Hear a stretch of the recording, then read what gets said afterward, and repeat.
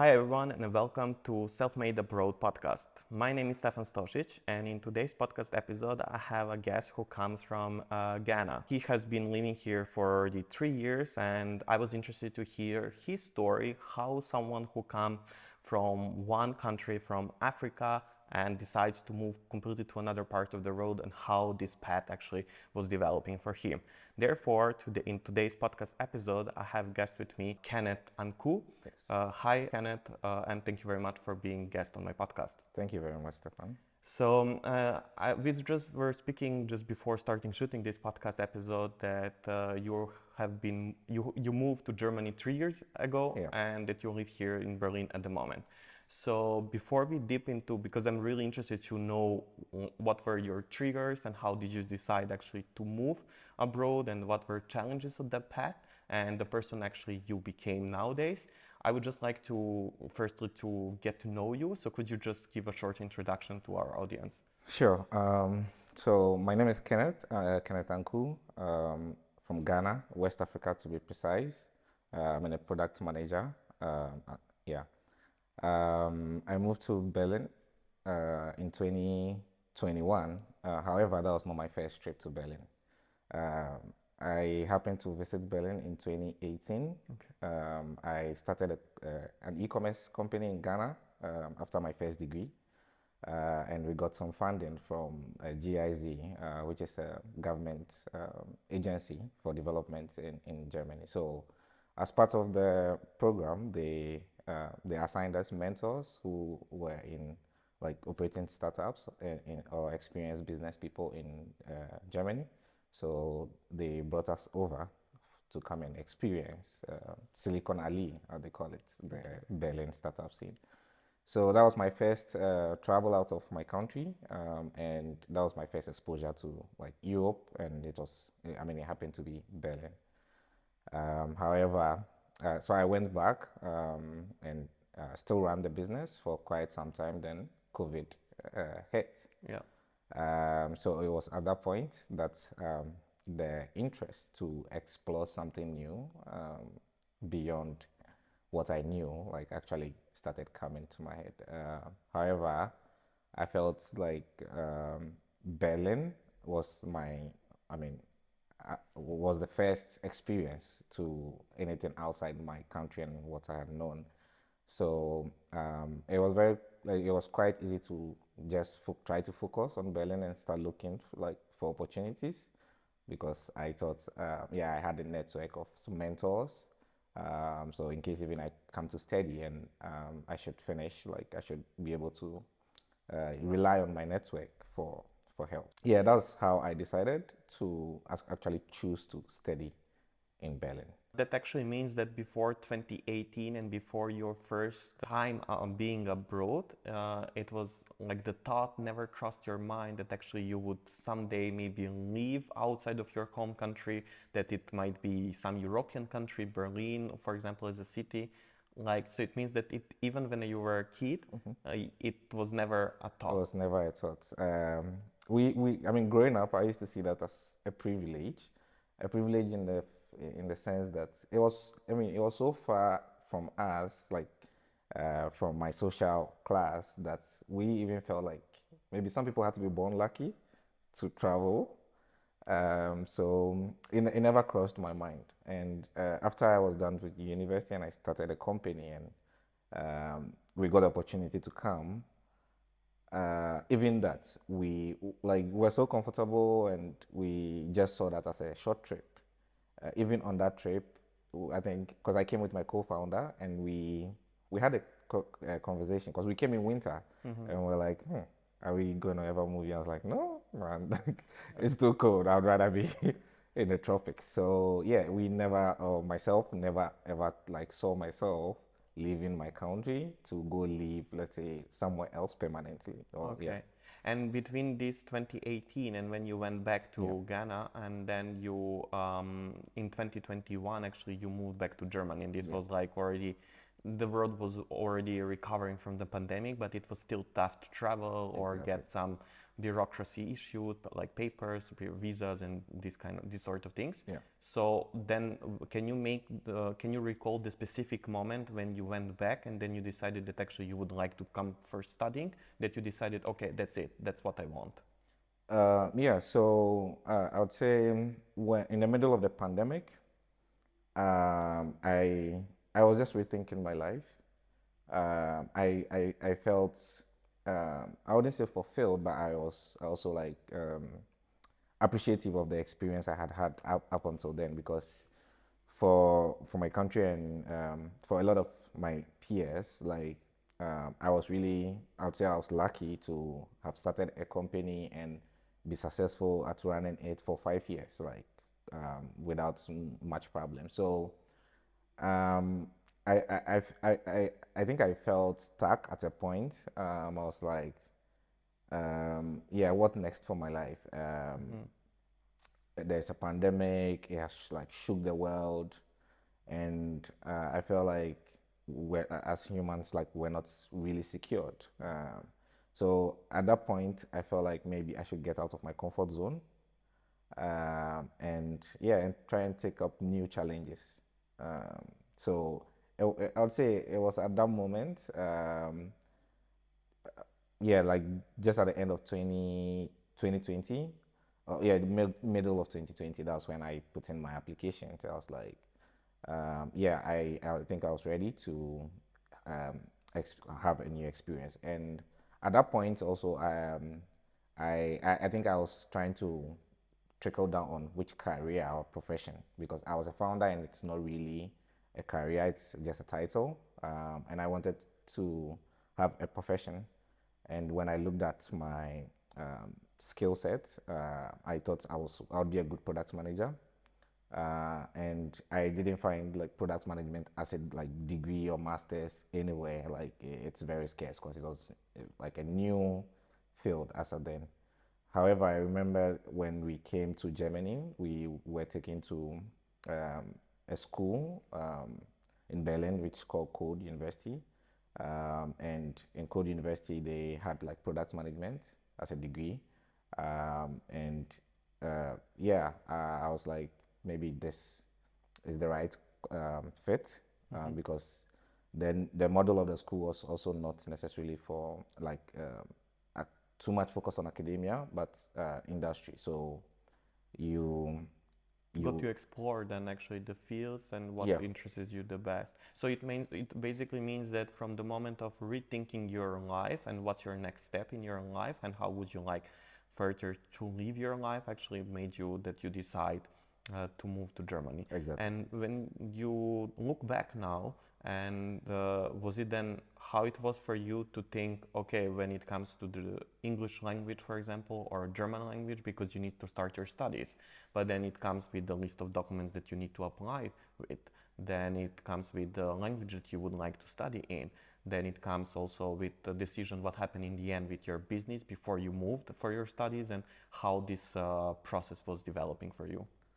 Well, it was a lot of decisions, Yes. a lot of decisions to make. I mean, just to say, currently the business is not running anymore. Mm-hmm. Yeah, a lot of people said it's gonna be tough and all that. Um, when I moved here, I thought mentally I could prepare to like face the new challenges, but yeah, it was not as easy and like smooth sailing. Considering the fact that I had to come to a new city with with no German language knowledge, so yeah, it took a toll on me, and um, I'd say I'm still happy I made a decision. Um, yeah, looking back, I'd say it was difficult then, but I'm happy I made a decision, and I was able to face my fears. Okay. And you started then your studies in English, and then you started learning German for your job. And nowadays you're employed, right? You're working for a company, and the studies are done. Yeah. So the good thing is, or I don't know if it's good or bad. I happen to work in, I mean, tech, and with tech, if you're also very lucky to find a lot of English companies. So my studies was in English. My all my job experiences in Berlin has been in English. All right. Yeah, Okay. I've tried taking some German classes, Yeah. but my German is not good. Okay. And now, when you look back at all this and that you actually made it 3 years Yeah, down the road, actually, you made your dream come true yeah. from that moment when you were rethinking your life and what would be the next step. So now you live actually in the city you liked and you got to visit before. You also got the job and you started your profession. So what were then the challenges besides the language and the like uncertainty or unknown steps that you needed to learn about? Like what were the challenges that you faced on that path from moving and actually coming to Berlin? What do you recall like as challenges on that path? So I would say a lot of cultural shifts, like For example? work culture. Um, yeah, I come from a culture where it's maybe a little laid back. Like, I mean, it's sunny, so people are like quite relaxed, right? Yeah, people, I realize, like, for me, I came here and I valued time the more. Like, I valued time more. Like, I remember going back to my country, visiting and setting up meetings with some friends, and they were late, and I was like, yo, why are you, why are you like so late? I was mad, but I was like, I used to see this normal, like, when I was there, right? So, yeah, it triggered me. So, I realized I changed as a person. Like I became more punctual, like taking time seriously or valuing time. Yeah, also seeing how hard Germans work or the people in Berlin work. It's very different from what I was used to because I've also worked in government before. Or yeah, so a lot, yeah, those are some of the cultural changes, like cultural differences. Work ethics, and yeah, uh, I mean, just the city life is very different. Like, people are not so social, which, like, from where I come from, we are very social. It was something difficult for me to adjust with, but over time, I just got to understand that in this city, this is how things operate, Okay. and you have to go by it. Yeah. Okay, so and now when you mention time, this is also something that I would say that people who move from more relaxed countries, let's call it that way, they get to stick, actually they get to know the German culture when it comes to time, and then also I myself learn actually valuing my time more. But isn't it then sometimes stressful for you that you always have punctuality and that you have really needed to change the core, the way you function on a daily basis? So when you think now of work or meeting up with someone or planning your days ahead, do you find actually living here sometimes stressful maybe? Both arguments can be right. I think if you live in a society where that is the norm, then you'd be doing yourself a lot of injustice if you want to fight it or go against it. So, personally, for me, I think it has also made me a better person. Um, yeah, it has made me a better person, I would say, because I never used to plan my weeks ahead and months ahead and schedule meetings. And it's also something that I would say people, even from my country that know me, are also benefiting from because I also now have to schedule meetings with them and teach some of them that, hey, use a calendar, like, hey, do this. Yes. So, yeah, I would say it was challenging, but I would say I'd rather prefer it, like Yes. the new life, than say I'd go back to the unplanned way and not keeping time. Okay, I completely see your point. And now, when, for example, you said that you are also visiting your home country and family at home and your friends. So when you go back, what are like how do you notice the differences the way you grew, like where you grew and developed as a person who lives abroad? What are the thoughts? What do you notice when you go back? In what kind of way did you develop? I'd say in a lot of ways. For instance, the way I approach conversations. I mean the directness, right? I come from a place where we are very um, what's the name, not laid back, but we keep to ourselves a lot. Like we don't say all our feelings, or we don't say things the way they should be. So now it's very different. Like when I go back, I'm very direct with communication, which I think is very good. I mean, it hurts people like our feelings, but I feel like it shortens things up, and I mean it improves communication. Like lets people understand what you want achieved. So yeah, I'd say that's one way. What other ways? There are really numerous ways I see.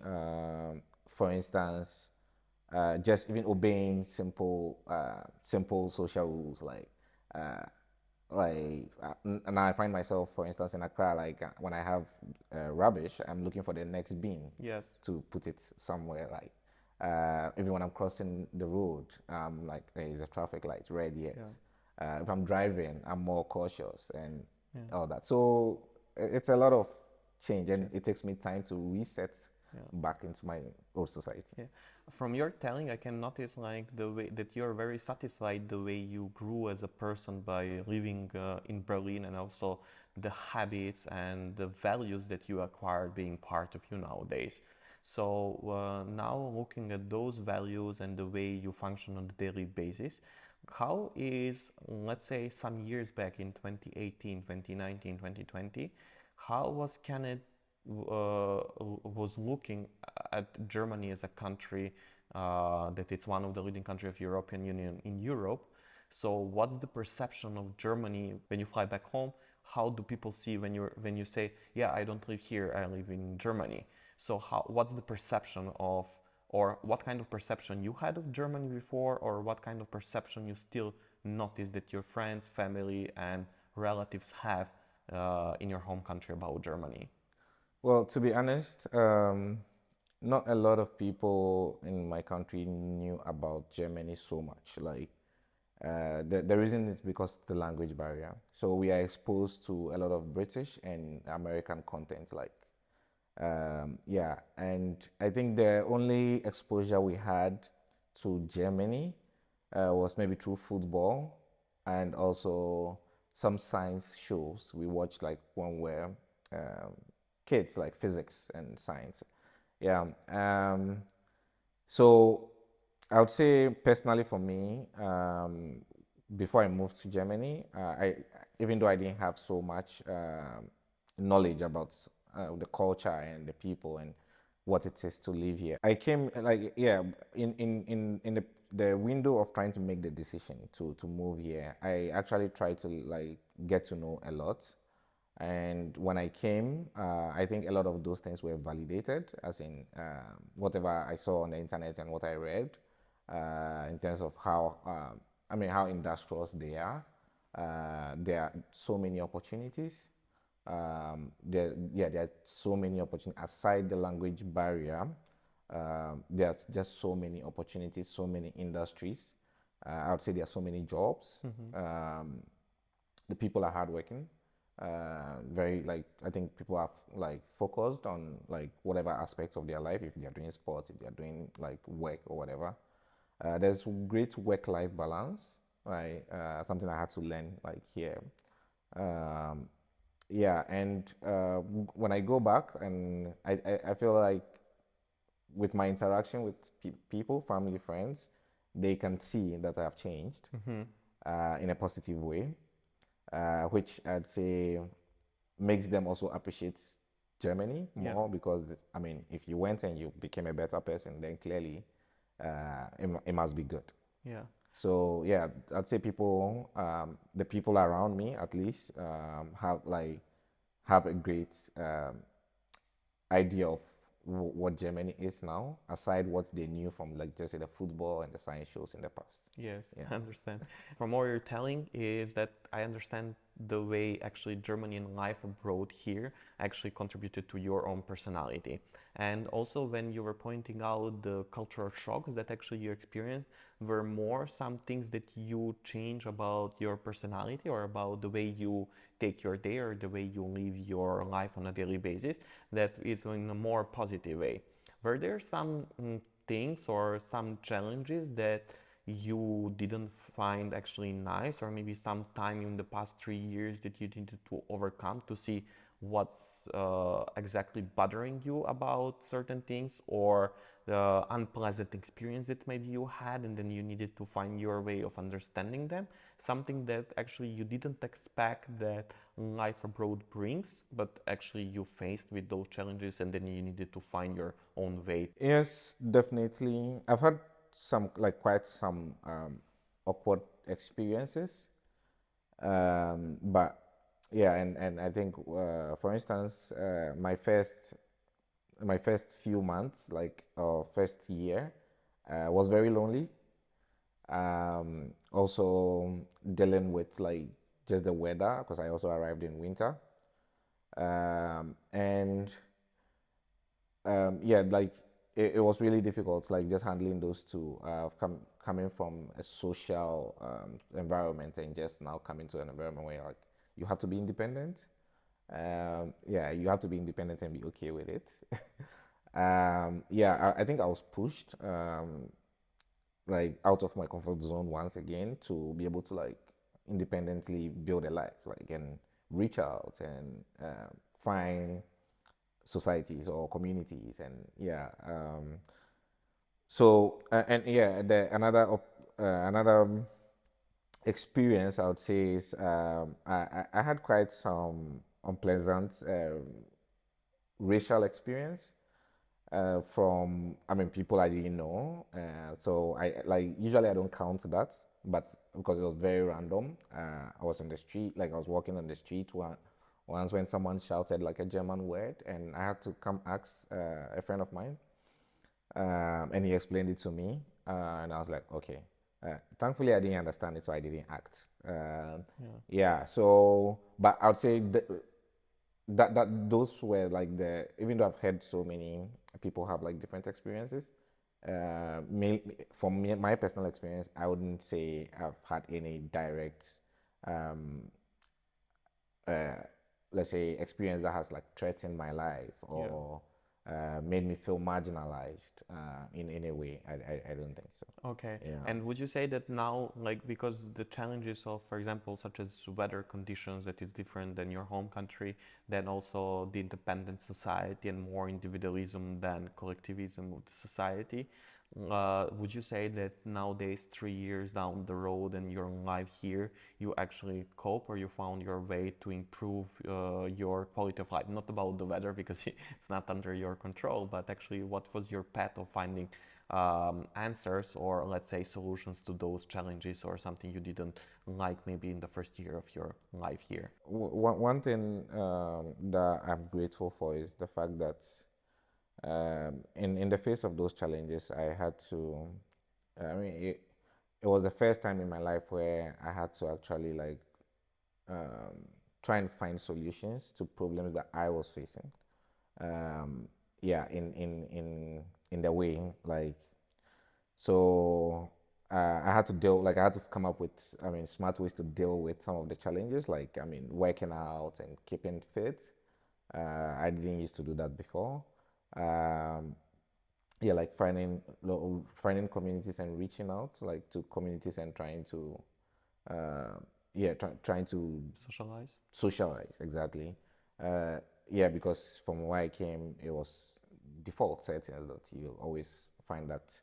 So I would say, I was very intentional, reaching out to people, like, went online, identified meetup groups, and I think there are lots of those, like, communities, like, in those solutions. If you are really looking, you would find. Yeah, and yeah, I mean, it's definitely difficult. It takes a lot of discipline. That I must say. And it wasn't that easy. Like, sometimes, like, sometimes I'll just kind of have a good day, and just be, yeah, just be by myself or be indoors and all that stuff. But, like, yeah, at a point it was clear to me that no one is going to save you, and it's only discipline that's gonna, yeah. Well, it's really great to hear, yeah, your story and your growth and describe it in such a nice way. because me myself and I guess the audience who is going to be watching this podcast and listening to it, it's really noticeable how actually you are aware of the growth you made and regarding your way of living your day or your daily life here. And it's really nice to hear that. Now, if you just think the version you became nowadays, and when you look back when you were in your home country, were there some fears that actually, what were first those fears regarding moving besides the language?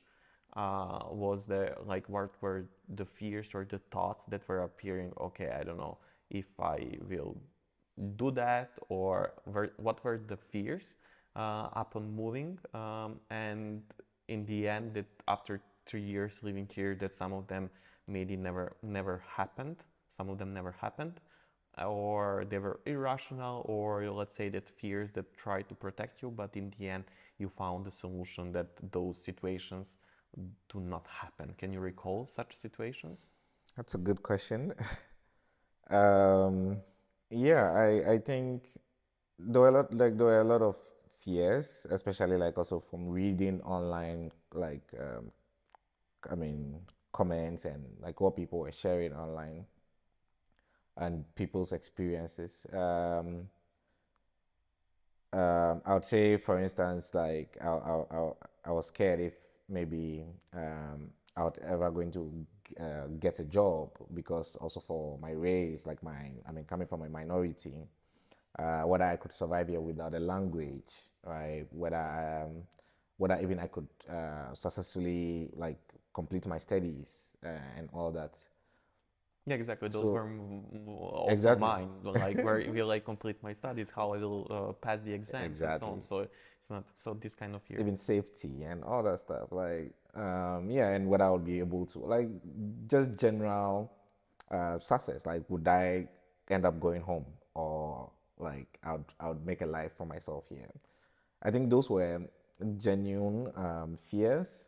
um, and I mean, so arriving and having that in mind, I feel like I happen to put myself in, or try to be always aware that, look, yeah, you come and like it's a different world. Like I mean, there's so much distraction. There's so much, like, you can just get yourself into a lot of things and just get lost. Like, yeah, and yeah, I think just coming and having that thought in mind, like kept me, like I'd say kept me in the right mental state to just focus on what matters.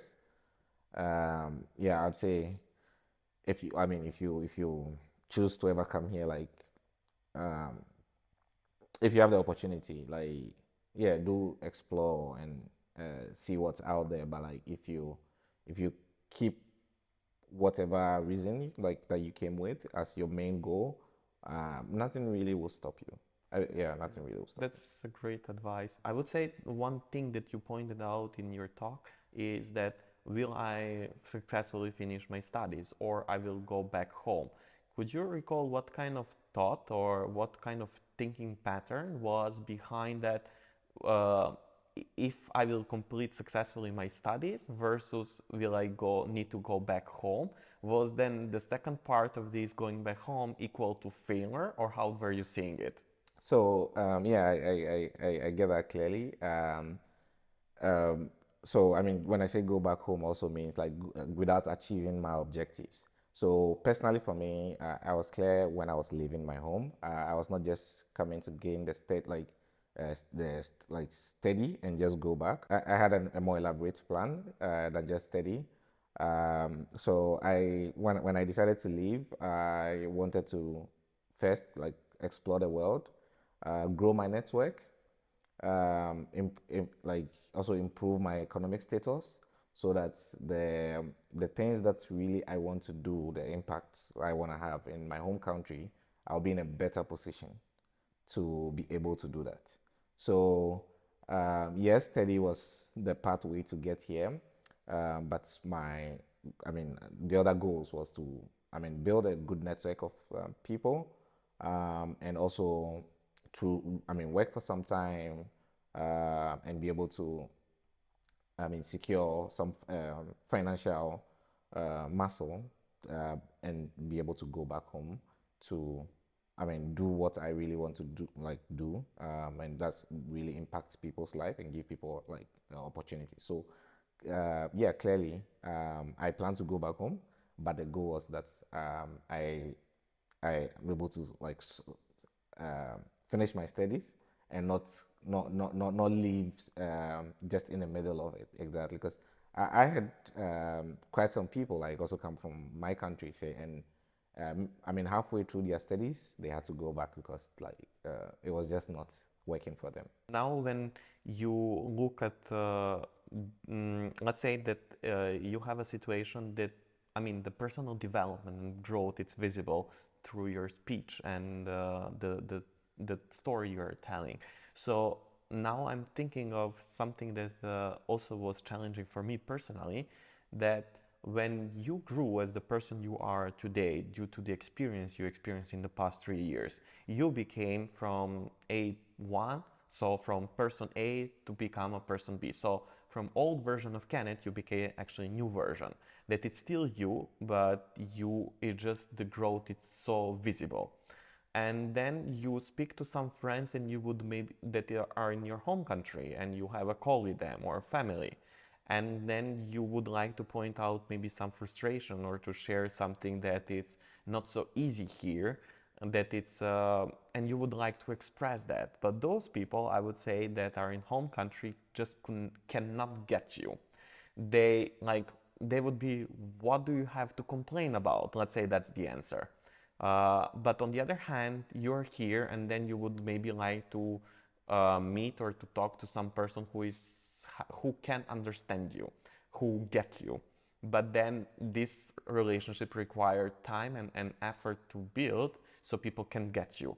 So maybe people who also went through similar experiences. So let's say, I don't know if this was the challenge for you to be understood by someone who actually cannot understand you, and then you need to realize this, versus finding or meeting or building a relationship with someone who is able to understand you, and then you could share some experiences or some frustrations or some feelings that it's a human need to feel connected with someone.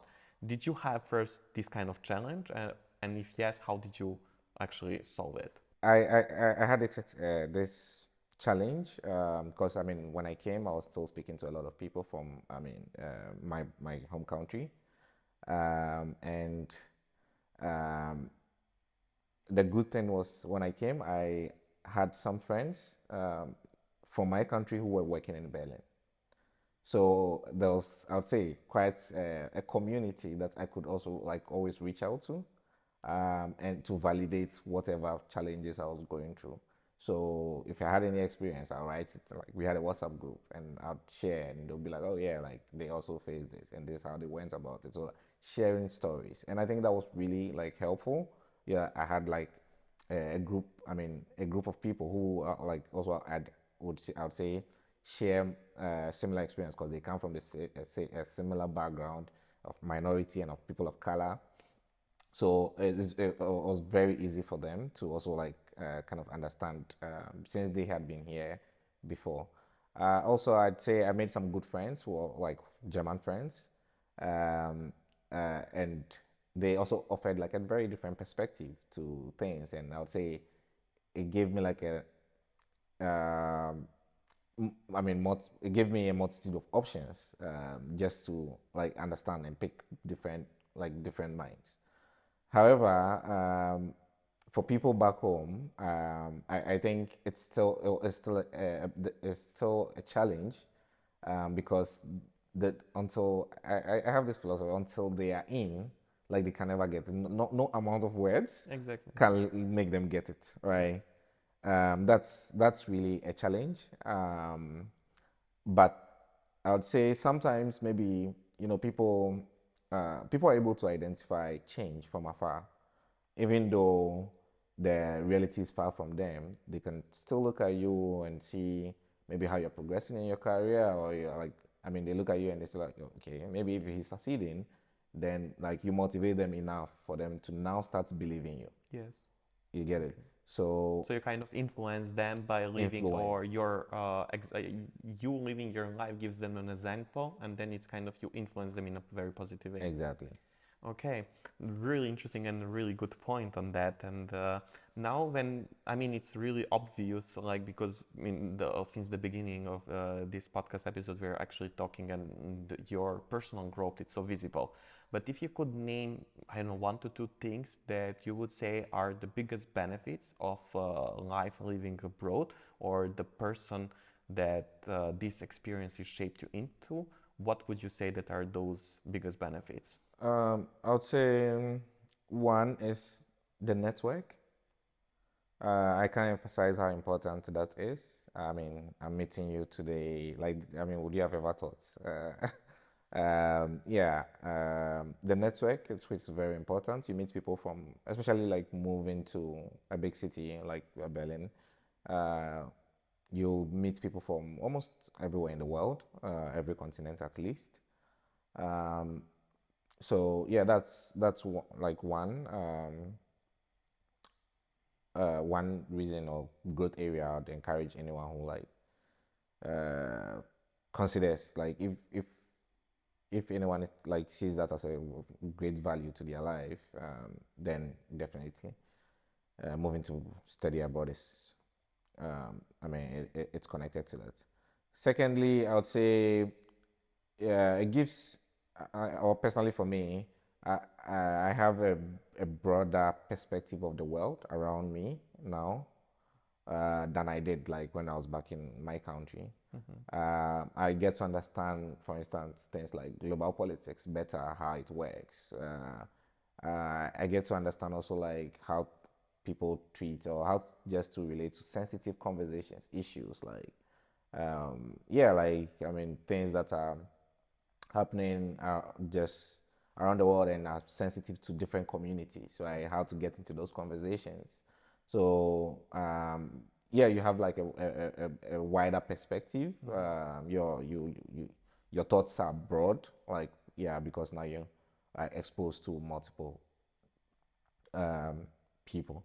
Yeah, so because of broader stuff, people, communities, you got to know more More. and to meet, yeah, just to know more about what exists, what attracts you, and what you could be after. Exactly. Great. Exposure. Exposure to broader people, like Yeah. group of people, experiences that you could maybe even me myself, for example, I could never dream of actually, Exactly. like that this is gonna be possible for me one day.